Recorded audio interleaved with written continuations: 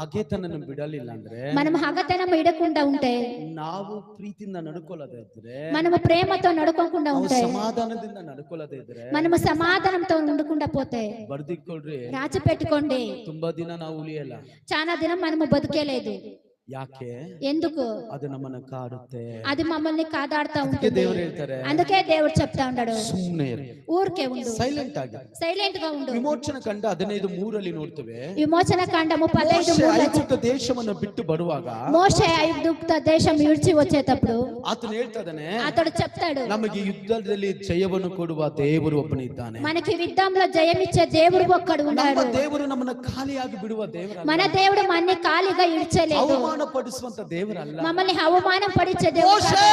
మోషే, ನಿನ್ನನ್ನು ಕರೆದಂತ ದೇವರು, నిన్నని కూసనైన దేవుడు, ಬಾಯಿ ತೆರೆದು ಕರೆದಂತ ದೇವರು, మిమ్మల్ని నోరు తెరిచి కూసన దేవుడు, ದೇವರು, సంఘ సేవ